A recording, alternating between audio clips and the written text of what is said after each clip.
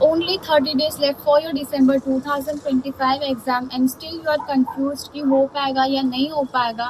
Then your attitude should be कि चाहे 30 days हो, 20 days हो, 10 days हो, 5 days हो, 2 days हो, no matter what the situation is, how many days are left, मैं ये अटेम्प्ट क्लियर कर रही हूँ या कर रहा हूँ.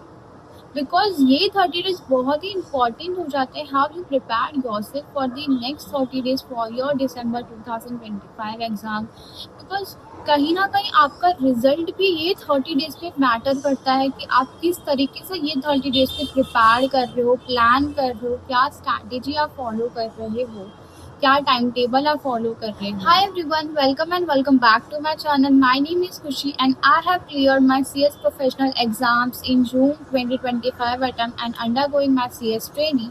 So the motive of making this video is to show you कि क्या टाइम टेबल होनी चाहिए फॉर द नेक्स्ट 30 डेज के लिए and what are the strategy you should follow so that आपके मार्क्स पॉजिटिव आ सके एंड आपके रिजल्ट भी बहुत अच्छा आए.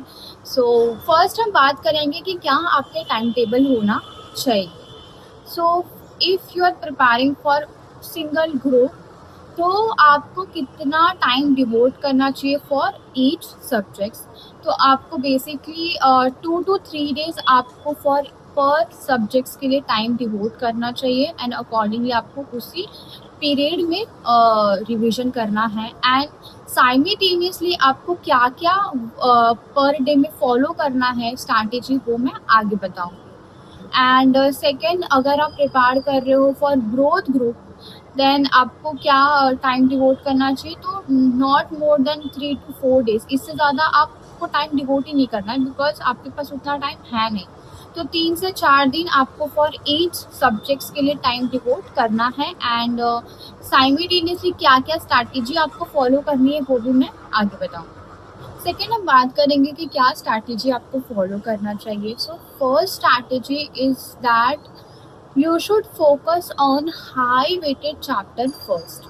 अब ये क्यों मैं बोल रही हूँ हाई वेटेड चैप्टर पे फोकस करने, क्योंकि ये हाई वेटेड चैप्टर्स क्या होते हैं ना, हाई वेटेड चैप्टर्स में से आपके majority of your marks cover up वहीं पे हो जाएंगे. ठीक है.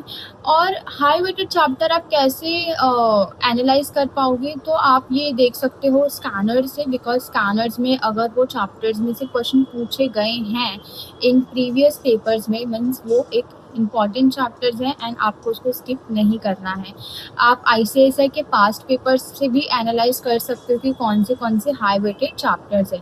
बिकॉज ये 30 डेज बहुत ही क्रूशियल हो जाते हैं आपके लिए एंड आप कुछ भी रैंडमली नहीं पढ़ सकते हो. तो आपको एक चीज़ें ध्यान रखनी है कि हाँ, आप प्रायोरिटी बना लो कि ये मेरे हाई वेटेड चैप्टर्स हैं, ये मेरे लो वेटेड चैप्टर्स है. तो सबसे पहला आपको हाई वेटेड चैप्टर्स में से ही पढ़ना है. उसी को 2 to 3 टाइम्स रिवीजन कर लो आप अच्छे तरीके से, सो दैट आप एक सेफर साइड में आ जाओगे कि ओके, एंड आप एक सेल्फ सेटिस्फाइड हो जाओगे कि ठीक है, मेरे majority of my marks cover up हो चुके हैं. एंड क्या होता है ना कि अगर हम हाई वेटेड चैप्टर पहले ही पढ़ लेते हैं तो हमारा थोड़ा टेंशन भी कम हो जाएगा एंड उसमें से ICSI क्वेश्चन पूछता है. ठीक है, आंसर को ट्विस्ट करके या कुछ भी करके, बट उसमें से क्वेश्चंस आएंगे ही आएंगे. तो आपको सबसे पहला फोकस करना है कि आप high weighted chapter cover up कर लो. Second strategy is do not start new chapter, revise only what you already done in past. अब ये क्यों इम्पॉर्टेंट हो जाता है, बिकॉज अगर आप अभी जो 30 डेज है उसमें अगर आप नए पढ़ना स्टार्ट करोगे तो आपको कंफ्यूजन क्रिएट होगा, आपका टाइम वेस्ट होगा एंड आपका सेल्फ कॉन्फिडेंस भी चला जाएगा. तो इसीलिए आपको कोई भी नया चैप्टर स्टार्ट नहीं करना है. आपने जो ऑलरेडी पढ़ा हुआ है उसी को फोकस करो, उसी को रिवाइज करो, उसी के कंसेप्ट को क्लियर कर लो. ठीक है, तो आपको कुछ भी नया नहीं पढ़ना है. बिकॉज क्या होगा ना कि अगर आप नया पढ़ने जाओगे, बिकॉज यही 30 डेज है जहाँ पे आपको एकदम अच्छे से प्रिपेयर करना है. तो आप चाहे पास्ट में 6 to 5 months कितना भी पढ़े हो, अगर आप इस टाइम पे अगर अच्छे से नहीं पढ़ोगे तो सब वेस्ट हो जाएगा. तो आपको कोई भी नया चैप्टर स्टार्ट नहीं करना, बिकॉज हमारे में चैप्टर्स बहुत बड़े होते हैं एंड ये पॉसिबल ही नहीं कि आप वो एक चैप्टर को 1 डे में कवर अप कर लो, ठीक है। तो आपको नया कुछ नहीं पढ़ना है, आपने जो ऑलरेडी पास्ट में किया हुआ है उसको पढ़ते हुए चलना है। The third strategy is writing practice. अब why writing practice matter a lot? Because in our professional exams writing practice matter a lot, and writing practice से ही आपका क्या होगा, marks भी boost होता है. So the more you practice, the more you would be able to present your answer better in your exams.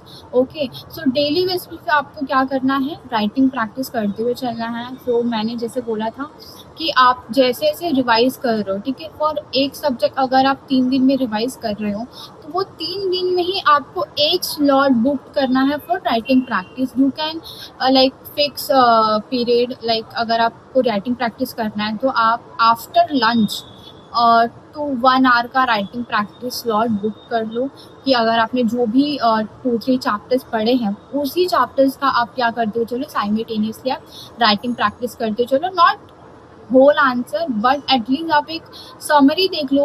And मतलब अगर आप 4-5 क्वेश्चंस है तो उसमें से 2 राइटिंग प्रैक्टिस कर लो, बिकॉज यही राइटिंग प्रैक्टिस आपको हेल्प करेगा एग्जाम्स में कि किस तरीके से आप बेटर प्रेजेंट कर सकते हो. तो राइटिंग प्रैक्टिस बहुत ही इंपॉर्टेंट हो जाता है. आप राइटिंग प्रैक्टिस कर सकते हो स्कैनर्स के थ्रू, या आप जो पास्ट ईयर पेपर जो ICSI ने ऑलरेडी अपलोड किया हुआ है ऑन द वेबसाइट में, वहाँ से आप जाके निकाल लो पेपर एंड उसका राइटिंग प्रैक्टिस करते हुए चलो. बिकॉज एंड राइटिंग प्रैक्टिस सिर्फ ऐसे ही नहीं करना है, आपको राइटिंग प्रैक्टिस करने के बाद आपको खुद से ही चेक करना है कि आपने क्या क्या गलतियाँ की हैं, सो दैट वो गलतियाँ फिर से रिपीट ना करो. तो राइटिंग प्रैक्टिस करना बहुत ज़्यादा ही इंपॉर्टेंट होता है writing practice, because in our exam writing practice matter a lot, presentation matters a lot. तो प्रेजेंटेशन के लिए आपको राइटिंग प्रैक्टिस करना बहुत ज़रूरी हो जाता है. The fourth strategy is please एक बार स्टडी मटेरियल जो ICSI ने आपको दिए हैं वो गो थ्रू करो ही करो. बिकॉज क्या होगा ना कि ICSI जो क्वेश्चन प्रिपेयर करेंगे वो तो स्टडी मटेरियल से ही प्रिपेयर करने वाले हैं ना. तो अगर आप कौन से भी क्लासेस के किसी भी फ्रेंड्स के नोट्स अगर आप रेफ़र करो उसको, बट एक बार एटलीस्ट स्टडी मटेरियल साथ ही साथ में जब आप रिवीजन कर रहे हो एक बार उसको साइड में रखना और एक बार गो थ्रू कर लेना, बिकॉज ये बहुत ज़्यादा ही इंपॉर्टेंट हो जाता है. The fifth strategy is last 1 day before your exam strategy. क्या होनी चाहिए ये अभी से ही 30 डेज में आपको डिसाइड करते हुए चलना है.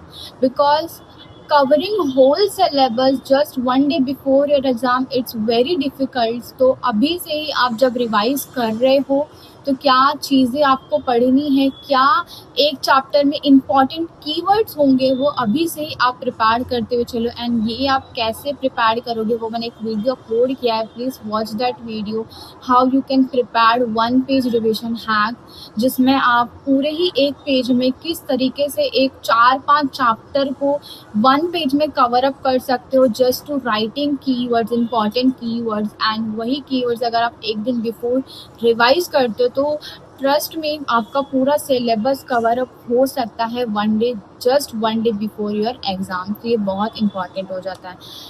एंड लास्ट मैं बोलूँगी कि हैव सेल्फ बिलीफ रखो, अपने आप को कंपेयर मत करो विथ एनीवन. आप अपने फ्रेंड से मत पूछो कि उसका कितना पढ़ाई करके हुआ है, तुम्हारा कितना पढ़ाई करके हुआ है, बिकॉज ये अल्टीमेटली आपको एक प्रेशर फील कराएगा.